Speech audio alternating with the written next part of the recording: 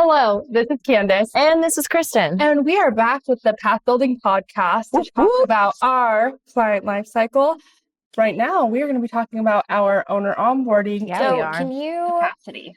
Give us just a little bit of background here. Whenever we're talking about owner onboarding, give us just a little bit of background here. Owner onboarding is from the time that we have closed our sales cycle, and that closing looks a lot different for different companies. Sure. Some companies, it's the second that the agreement signed, we are no longer in sales and now we are in onboarding. Some people have some additional steps. They require an owner onboarding call to be completed before the property is officially closed and in a new client life cycle. I'm curious, what do you think tends to be the cleanest position to have a sales cycle close and the onboarding begin? Oh, that's a good question. And the unfortunate answer is it depends. However, I would like to make a firm stand. Onboarding should never begin until after an agreement is signed. Now, what you need your salesperson to do to collect, that may be different, vary from company to company. Sales has to have a firm signature. A management agreement needs to be signed before onboarding can begin. That has to happen. You cannot have signing a management agreement as a portion of onboarding because that is leaving too many things open and we're not able to cleanly track our sales numbers and our operations numbers because now they are mixed together. And I absolutely agree with that. I also think that there's a big liability risk when we don't have an agreement signed and we begin doing work for a property, right? We should not be doing anything until the agreement signed. We should not walk into a property until we have an initial owner's contribution and the owner's insurance with our company as additional insured or them added to our policy. If we are going into a property with the intention to do work, we better have some insurance with our name on it because what happens if our team member falls or they're with a vendor who gets hurt? Yep. Get the insurance, get the owner's contribution. So with all of our hot takes that I'm ready. Are gonna have people just riding us off from the top.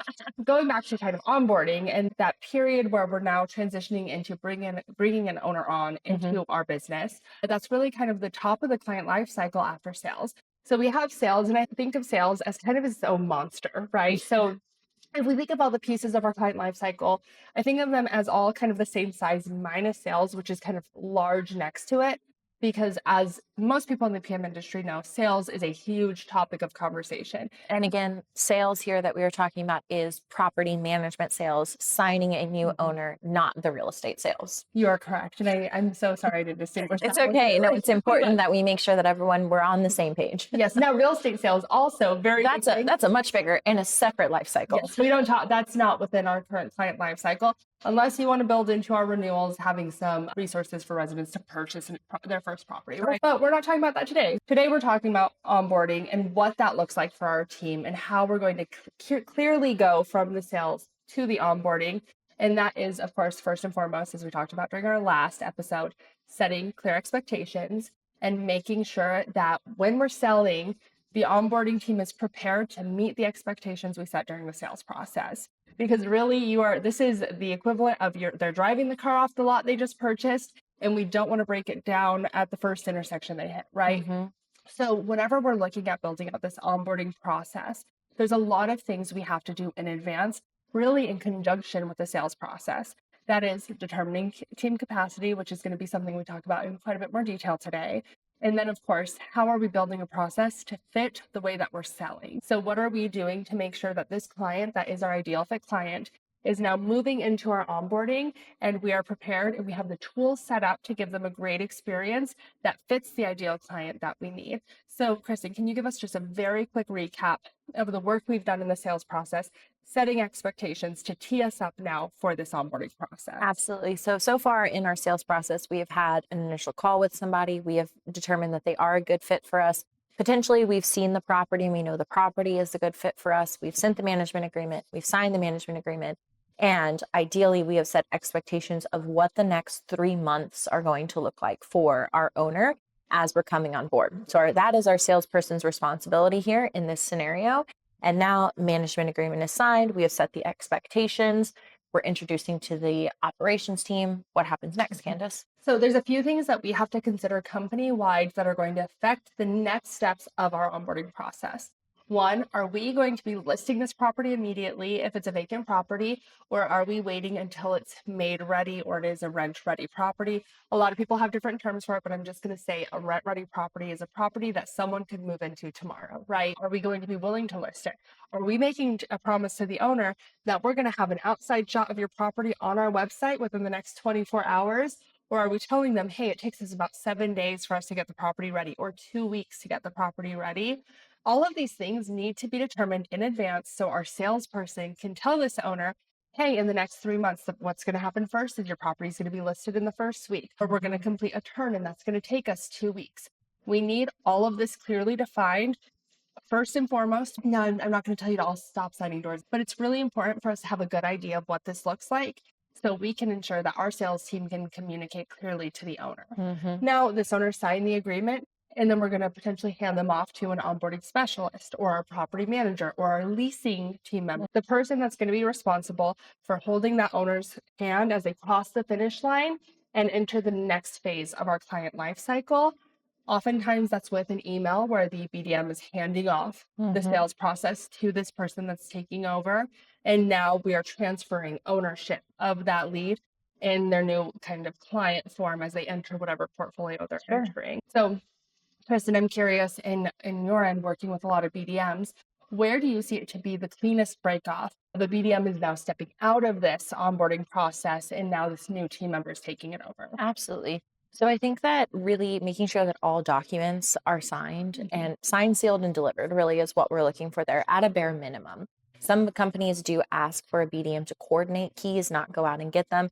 But really, whatever is the next step, making sure that the BDM has everything done. And so I think the cleanest way to do it is all documents are done, all information about the property the BDM understands, and they're able to clearly communicate that over to whoever is taking that next step. So it really is an informational grab at a minimum that we want to make sure that the salesperson has to hand off, so that if the owner has told the salesperson something important about the property, a key detail, that is communicated and the owner's not feeling like they're having to repeat themselves, to where we're able to come in and say, hey, here's what I know already. Fill me in on anything that I'm missing. Absolutely. And the transfer of that information is so important. And where we see a lot of processes break, right? So you have this owner who's developed this really close relationship with the owner where they've walked them through this process and they held their hand the whole and time. built trust. And now they're like, all right, bye. I'll see you later. Have fun with our PM team. And you can see how that can be really disorienting for an owner who has just invested time, money, and signed an agreement, and now is like, okay, now I'm handed to this new person I've never heard anything about, right? So how are we making this an easy process for the owner, and also reducing the work on the BDM? Because we want our BDMs to sell. And if the BDM is doing full onboarding and helping with the make ready and the marketing, and when they're upset because they don't get approval for work, they're calling the BDM to complain. That's not efficient for anybody. No. We need a clear transfer of ownership, but we also need it to be easy. And I think that's something important there on the BDM side is just an edification of the property manager, of whoever that next step is, how great they are, who they are, explaining that to the owner. This is exactly their job. This is what they're going to be doing. So the BDM is always making sure that they're in transition, right? Because we can handle a lot of things as human beings. Unexpected things are really hard for us, right? But if we know what's coming, it's a lot easier for us to be able to take that in. So the BDM making sure that they're using this like kind of forward momentum language of like, this is your next step. This is what's going to be happening next. This is where I end and this is where this person begins. So making sure that we're communicating that, because that communication makes it very clear, makes it easy to work through. Now, Candice, you said earlier that typically this can happen through an email, right? Where there's this handoff. Would you say email is like top tier way that we should be doing this? Are there different methods that we can take? What do you kind of see there as working, not best practice, but what have you seen companies do that work really well for them? Yeah, and I love that question. And the answer is it depends, right? So I really do not think I can undersell the value of one, knowing who the property manager is going to be very early in the sales cycle, right? And I know this isn't always easy because sometimes it's up to the capacity that happens. Sometimes you meet an owner and you're like, oh, I think it'll be a good fit for this person, but it's a little bit out of their service area, right? But It is incredibly valuable if you are on the first call with an owner and they're saying, tell me about your services.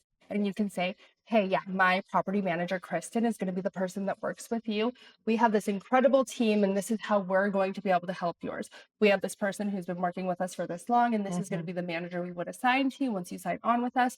But before I can get you in touch with this great person, I need to come to the property and make sure you're a good fit. Incredible. Because now you've given the name of the person they're working in that very first conversation. And it's really cool as a salesperson to be the face of the company and be the person that's out and outsourcing. But at the end of the day, you would not call a Peloton representative and they never once tell you the name of the bike, right? Like they're just like, oh yeah, we're going to get you this really cool exercise bike. Like, no, I'm calling Peloton because I want to work with Peloton, right? And so we want to have the name of the person they're working with or the team they're working with, even if it's the blue team or team Mesquite or whatever it is that we're calling our property management team. If we can tell them that in the beginning, that is going to make that entire close a lot easier because now they know, okay, I know who I'm working with and I know this relationship. I know that's not possible for every company, right? Sometimes you just won't know who's going to go on. But if that's the case, then I think it's a really great time to have a video, even if it's your BDM recording a video with the property manager and saying, hi, I'm Kandise. And I'm Kristen, and I'm going to be your property manager. That video is going to, one, face to the name, and now you're having a clear delineation of this is the person you need to know now, and this is the person that's going to help you through the rest of this process. That can be looped in that initial email, but I like for us to have a clear moment where the BDM is out of this process and now our onboarding team is taking it on. And our BDM should be able to confidently know once they send this email or once they complete this onboarding call, they've stepped out, they can go back to selling, and they should not need to come back to this process for any reason. If something's wrong with the property manager handles it. Right? And that gives BDMs a big breath of fresh air because they know that their client that they've worked really hard to close the deal on is taken care of. And our property management team now knows, okay, this is my responsibility. I now have to take it from here. Is I think what I've seen a lot of times is a BDM that will hold on for too long because they don't fully trust the next step in the process, or they don't fully trust the person that they're handing it off to. So the BDM will stay involved in the process.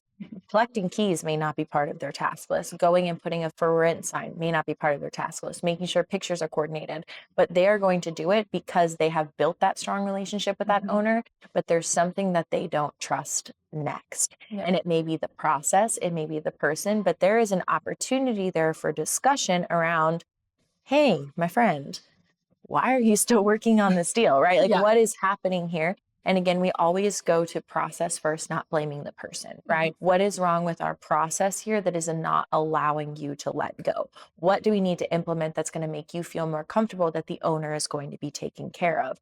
And that is where onboarding starts to break down, is whenever that next step is not even clear to the person who is selling the product, right? And I think you said it on the last episode, your salesperson is selling your property manager and your processes. So if they don't have trust in that, they're going to cling too much, and that's going to tank your sales numbers because now, I may have closed 10 doors, but I now have to help onboard those 10 doors, which means I can only close 4 this month. So figuring out in that process, where is there an issue? Imagine you go to a restaurant and the hostess goes to your table and they're like, oh, your waitress is coming. I'm not sure who it's going to be, but someone's going to come soon. And then your waitress shows up, takes your order, and they're like, oh, I have to go make a burger. And they run in the back because they're also the person who's cooking your burger.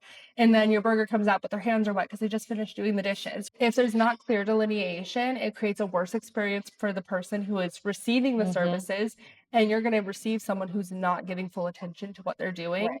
So again, I understand there's smaller teams that just don't have the capacity to break out these individuals, but it's good to define roles, right? So you may be the company owner operator and also the BDM and also the property manager, but you should know when one of those roles end and the new role starts. So when you're ready to make that hire, you can just kind of pull away from those specific assigned tasks, your assigned BDM tasks. You pull away from those and you hand them, and it should be very clearly delineated. And I think if you are a one-man team, you should still have very delineated roles and you should have multiple hats you're wearing that are clearly defined. So when the time comes, when there's growth, when you have that ability to delineate it, you can very easily, and it won't break your processes where you're like, oh no, like what things should I offboard or what things should I keep doing? It should be a very seamless process. Yeah, absolutely. And I think that that really comes into, what we're talking about today and really like kind of going through how we audit an onboarding process here. Candace, what are some steps that people can start to take to make sure that this process is maybe a little bit high touch, but high information to an owner? How can we really start to like build these things into our process? Well, first things that I like to recommend for clients to do is have some form of onboarding call form, some way to transfer information from the sales process to the onboarding process, whether that's an onboarding specialist or we have our property management team. And that can be something that the BDM is just filling out a form and handing it over. That can be a call that they're having with the owner to collect this information. It depends on the team's capacity and their ability to do this, right? And I don't think it's fair to ask that of them if we have very high sales goals for them. So depending on the capacity we have, we need a way to gather this information that the BDM has and cleanly give it to the person who's taking over, so the owner does not have to repeat themselves. And so there's a clear delineation of expectations. And Kristen, if you're okay with that, I'd love to show you kind of the onboarding form. Please. I've never seen this Not before. once in Not your entire even life. one time So have I seen it. So when we're looking at our owner onboarding form, and we'll have it up. So, and if you're listening to this, then we'll have a link to see the onboarding form. When we look at the onboarding form, some of the first questions that I have here is one, is the property management agreement signed? This is under the expectation that we have a BDM sitting with an owner and confirming that all of this is done before we're handing it off. We have, how did you hear about us? This is very important for referrals. If this owner's selling later, you want to know if a real estate agent referred them. And then what does a successful property management relationship look like to you? They're basically establishing expectations from the owner, and they can tell us what's important. If they say, the most important thing to me in a property management relationship is they tell me happy birthday, we're going to have an automated email scheduled to say happy birthday to this owner, right? Or if they say clear communication. Or what if they say, I want approval on every single work that needs to be done at the property, be it something that's a bad fit client, right? Yeah. And this is going to give us a good idea and also give the property manager or property management team an idea of, okay, what do I need to do and what do I need to focus on to make sure this owner is happy? In here, I have questions like, is this vacant or occupied? Are pets allowed at the property? Is it furnished, unfurnished, partially furnished? Some companies don't touch furniture at all, so that would not be necessary. Some of my favorite questions on here is, what work do you plan on completing before you hand the property to us? And what work would you like us to complete on your behalf? This gauges the conversation with the BDM, and this makes sure that the property management team comes in knowing, okay, the owner plans on painting the property. I need to make sure it's up to our standard, or we need to come in and immediately get an estimate for carpet replacement, right?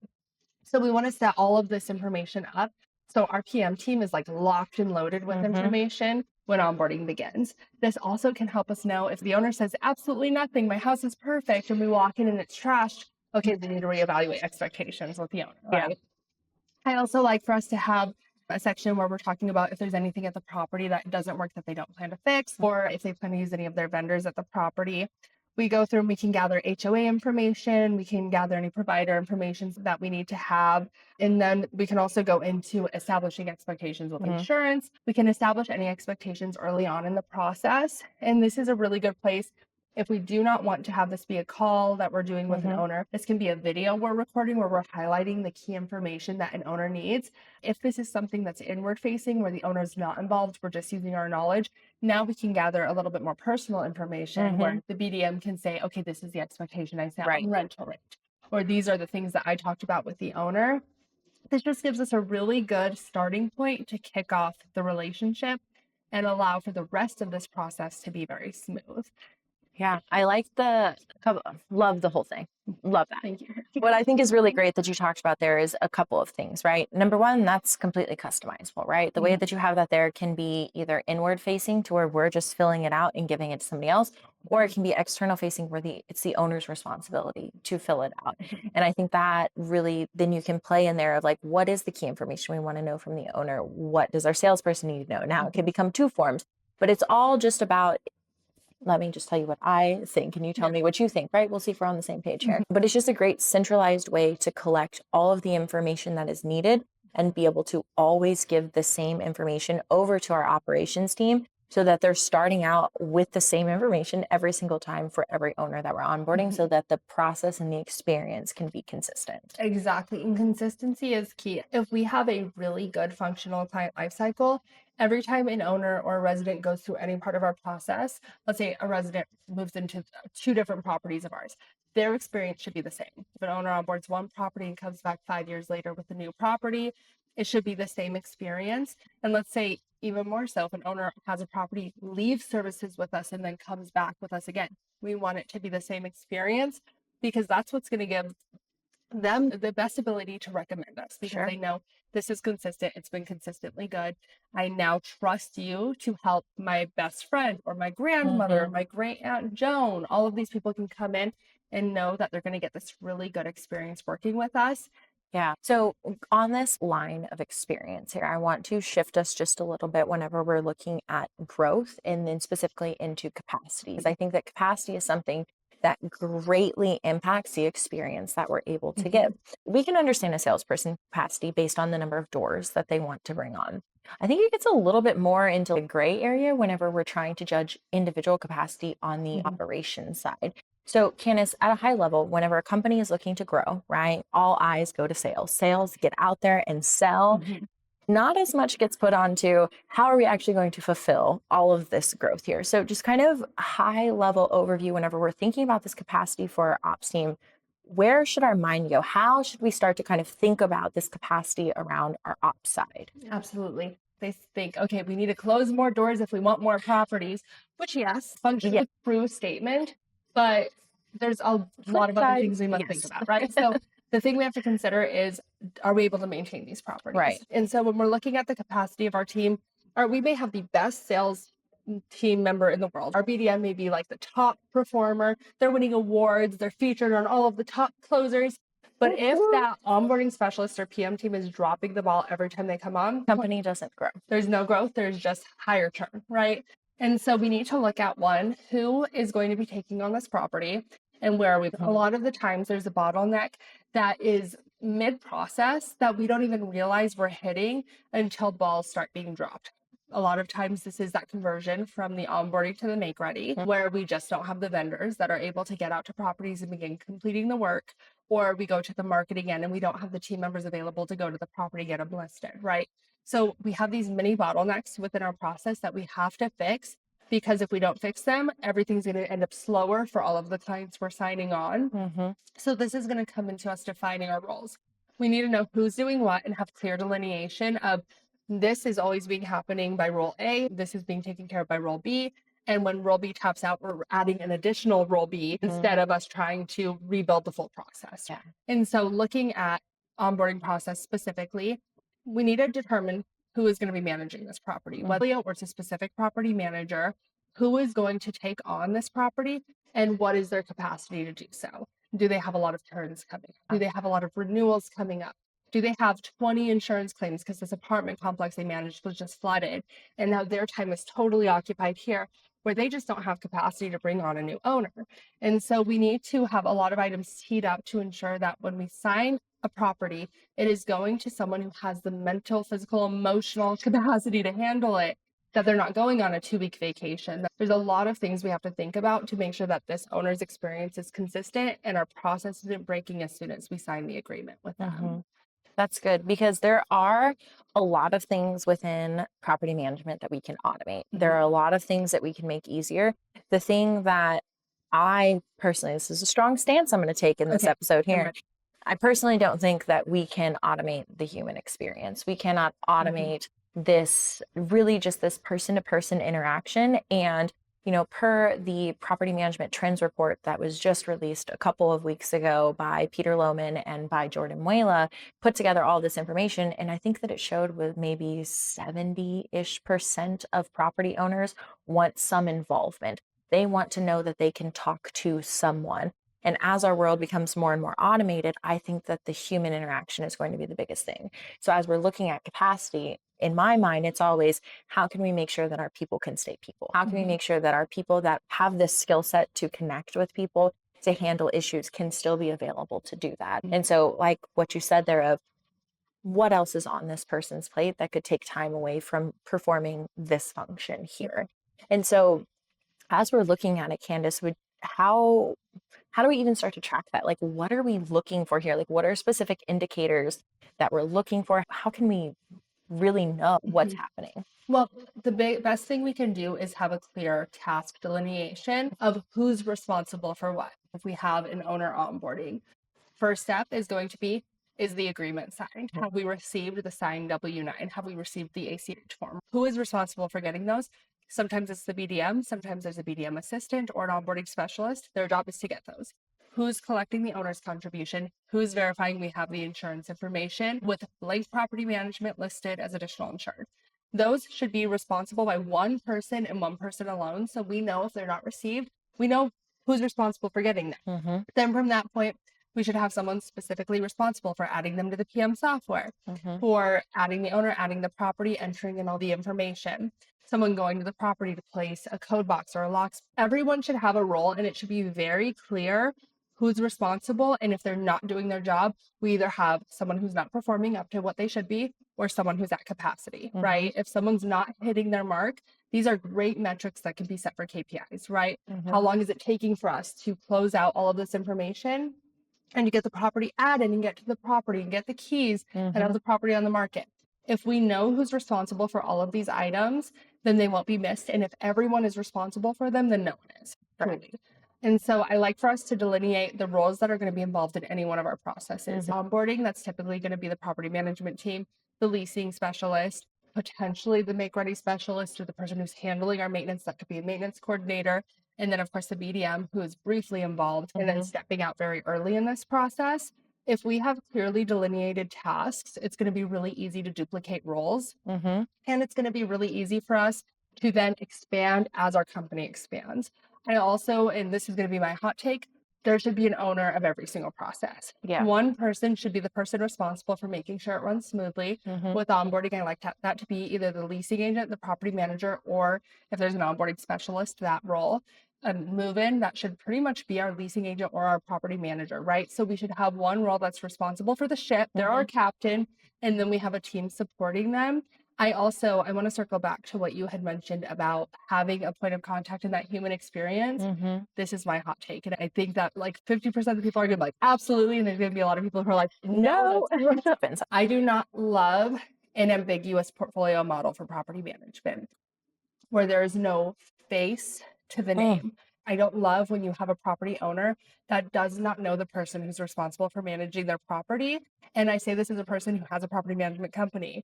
I do not know who my property management team is, right? And so it's a better experience for the owner of the property if they know who their point of contact is, right? If it's an ambiguous model of going through from one phase to the next.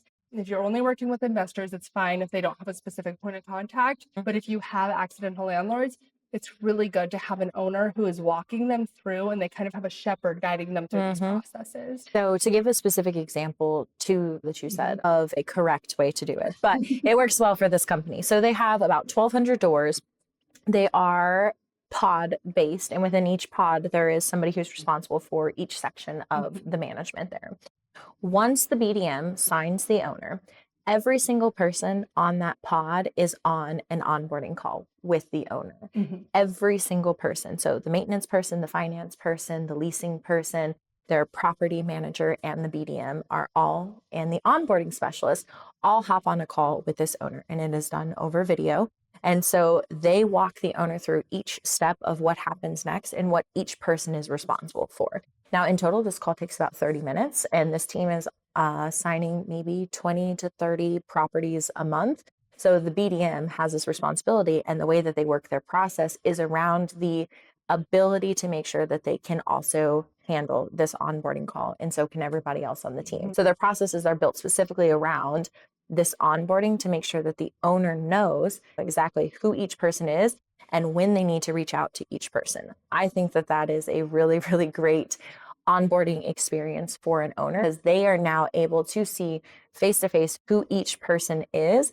And they have people that work US based, they have people that work offshore. So everyone is here on this call. So the owner just really gets to see this experience of who their team is that they're working with. And that has been really pivotal for them, because before there was a big problem. Who am I talking to next? So the solution to that was this whole onboarding call that is just an introduction call there for the owner to know exactly who they're working with. And that works so incredibly well. And I understand there's some companies that just don't have the capacity for that, right? It's not going to be the right model for everyone, but that's the right model for Exactly. this company. And so let's say if there's someone who's watching this who's like, oh, I love that, but that's crazy. My team doesn't have the time to do that. What if, as an alternative, they have that one onboarding specialist or property manager or assistant property manager who's running this call, and they have an owner handbook that has photos of everyone on the team. Exactly. Yes. So they're showing the faces of the people who are going to be involved in this process. And they're saying, I'm the person who's going to help you through this phase. But when you have maintenance requests, Brenda here is going to be the person who's calling you approval for work. And Joe is going to be the person showing your property when it's vacant. If we set it up in a way where the owner has faces to the name and they have a really just a good understanding of the team that's supporting them, they're going to be a lot happier, right? And so when we're thinking about this model of transitioning and bridging that gap from sales to onboarding and creating a seamless experience, we want to make sure that the expectations that we set early in the sales process, we're maintaining. If we have the best sales agent, we really need the best onboarding team supporting them to make sure that owner is having a consistent experience. That's the thing that's going to get us referrals, the thing that's going to get us 5-star reviews. If they feel that they're heard, their needs are being met, and they're being listened to, that's it. Like, that's all we need to do truly to be able to make sure that they're happy through this process and that we are meeting the expectations we set early on. I want to circle back to something that we were talking about earlier in this. Do you believe that there's a specific cadence, maybe quarterly, monthly, that we should be looking at capacity in the future to be able to trigger us of when we need to hire someone? Because a lot of times we don't realize until it's too late oh my gosh, this person is over capacity. They are burned out. Like, they're calling in sick every other day because they're so frustrated. We don't realize a lot of times until it's too late. And as company owners, it's important that we keep an eye on capacity because we ultimately have to say if we're hiring or not hiring. How do you systematize that capacity review? How do you look at it? How do you view it? Like, what does that even look like, Candace? It's so easy to just say, oh, well, you just need to hire as soon as, you hit this specific number, and that's going to be whenever you're hiring. Like, that's not how it works, right? Are you sure?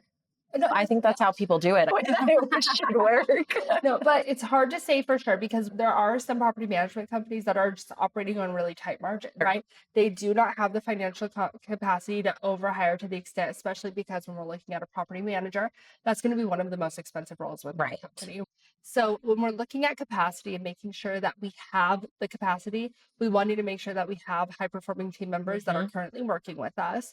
It should not be an activity of having to address our capacity because we have a team member that is not hitting the metrics that they should be hitting. Right. Different. Yes. And half the times that is the problem, right? Have team members who are giving us resistance that are not hitting their metrics, which is in turn artificially lowering our capacity, where we should be able to take on 20 to 40 more doors before needing the hire, but now we have to sooner because of the bad team member fit. So I think that has to be addressed first. Sure. Now, looking at capacity, we should have set metrics. One, we should set the amount of doors that we expect our team to be able to handle. That's one, reasonable, but also we want it to be kind of an aggressive goal. Right. Pushing the boundaries, but not to the point that we are ruining work-life balance for our employees. So figuring out in our market, that number is going to vary. There's some markets where it is easy for a team to have 400 to 500 doors. And that's when we're looking at the portfolio or the pod structure where we have a property manager, an assistant PM, a maintenance coordinator, a leasing representative, all under this one pod. They're going to have a lot more capacity than a property manager is handling all maintenance requests, who's handling leasing their properties, who's handling their move-outs, the renewals. If we have one person handling that, we're looking at maybe 60 to 90 doors that one individual can handle, and that's going to be general. So we need to figure out our structure and what's reasonable for us to request of a team to handle. And then we have a metric of, okay, we have these doors that tend to be our easiest doors. Whenever we hire this next person, we want our experienced team members to be able to handle new doors. So let's get these easy doors out of their portfolio for this new team member. This may be where we have 2 pod structures that have 260 doors each. Both of them have to decide 60 doors they're handling to this new team member. So we're at 220 third pod that's coming on. And now we're going to fill out our current pods portfolios back up to the 260. And then we're going to probably give double the amount of doors to this new pod to get them up to that 260 as well. We need to set that metric. And then we're going to hire a little bit before it's time that we have the amount of doors they need, with the expectation that their portfolio is going to grow faster than the remaining portfolios we have.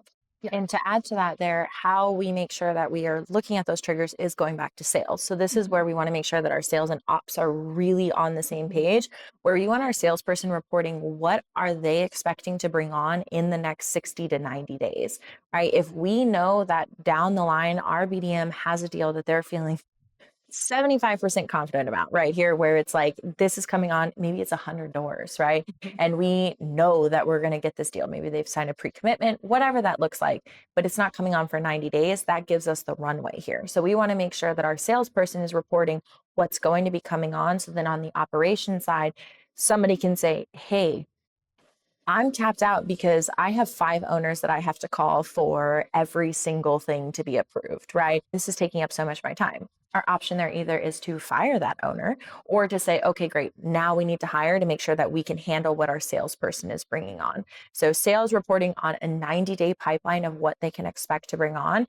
And then the ops being able to communicate, hey, I can't handle this for this reason, or this is what's happening, because then we can go in and we can do coaching there of, does our property manager maybe have a limited mindset where we need to just do some work there on like, yes, you can do this. How can we help you? How can we support you in really working with that individual person? Or is there truly now a capacity issue? And our hypothesis that we set out that they could handle 180 doors is incorrect. And the number is actually 150 and they are now 20 doors over capacity. So we really need to hire like yesterday. So making sure that these pieces here are working together, I think is key to where sales continues to play a role here in our operations forecasting, because without them being consistent in bringing on doors, it really then bubbles over into operations. Exactly. And so that's where we then kind of pivot over to process, because a property or company owner is always going to be able to handle more doors than their team members, because it's your company. You care more. You're going to be a lot more willing to work 60 hours a week. So there is a lot of company owners who are like, well, I could do it. Why can't my team? Because they're your team, they're not you. Exactly. Right. So we need to have realistic expectations of what the team can do. And then we need to build out processes that support those expectations, right?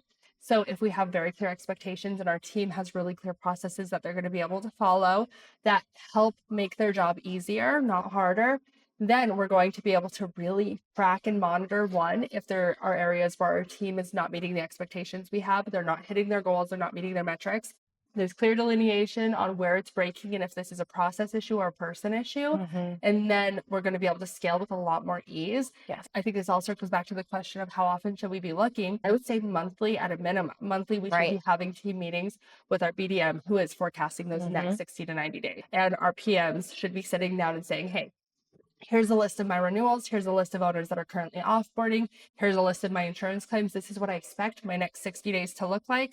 Therefore, my capacity is blank. And then we should be having these conversations, especially as we're hitting those benchmarks. If all of our portfolios are around 70 to 80% capacity, we should have been looking for a new team member a month ago. Like that is that trigger point of if we're once we hit 60% capacity in all of our portfolios, this is the time to start forecasting. What is our plan when we get to 70, 80? And now we're going to hand off some doors to the next person being added to our team so we can increase that capacity across the board.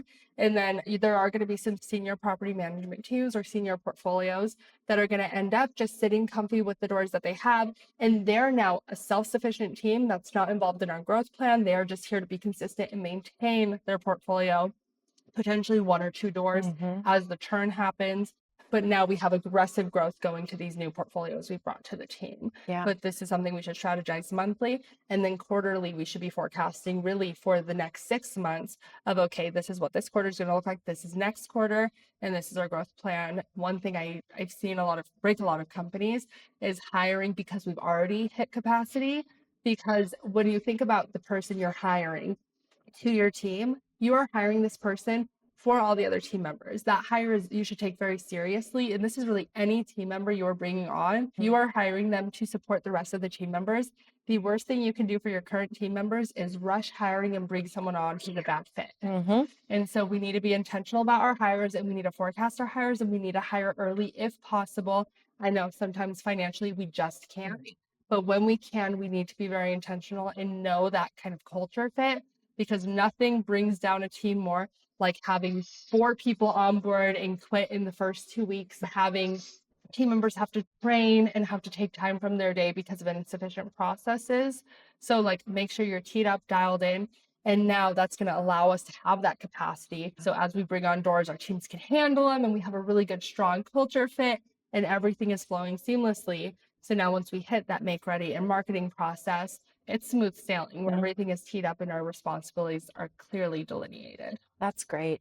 So as we're kind of landing the plane here, right? We have talked through quite a lot of things. Capacity, we've talked through onboarding, we've sprinkled in a little sales, as I think we will always do. Process, sales, everything together. Now, kind of just like rounding us out here for people that are looking for exponential growth here. You want to make sure that you are forecasting, that you're really working there. But for the teams that simply want to stay ahead of churn, all of this is still applicable. All of this makes sense whether you're looking for exponential growth, minimal growth. You want to just keep your portfolio the same. Your process is going to differ, but the mindset stays the same as far as the forecasting, as far as the experience here that we want. And one thing that I want to end with here, just circling us back to onboarding, is we want to make sure that we are performing our onboarding in a way that makes sense for us, but also that we're open to feedback from our customers. Because a lot of times we will design a process for the way that we think that it should run, but then we're getting feedback from our customers. Either they're not filling out something that we're asking them to, they're not onboarding in the right way. That means that there's something wrong with the process, and leaving our ability to be able to adjust based on what we think and what our owners are actually asking from us to be able to develop the best process for us to get the results that we want. And that is our owners to be happy and our owners to stay with us long term. What are your final thoughts there? I think that ultimately, when we're looking at kind of bridging that gap from sales to onboarding, it is one, the delineation, it is process centric. And like exactly as you mentioned, we want to make sure that we have the foundation set up, that the owner's experience is one that's consistent from start to finish, because ultimately that's the goal, right? This is a people business. We are a property business, but we are also a people business. And in order for us to have just positive reputation growth, we all want a good reputation. And you're going to get that good reputation by providing great experiences to your owner and consistent experiences to your owner. Absolutely. Candace, I think that Yeah. between sales and onboarding, because I think that is where a lot of downfall happens, where a lot of churn happens, is from the initial onboarding. This is my bridge. Well, thank you all for joining us. Our next conversation is going to veer from onboarding to our make ready, potentially our marketing. I do think we'll also sprinkle a little bit of occupy property onboarding because that's fun. But in the meantime, I'm Candace. And I'm Kristen. And we will see you soon.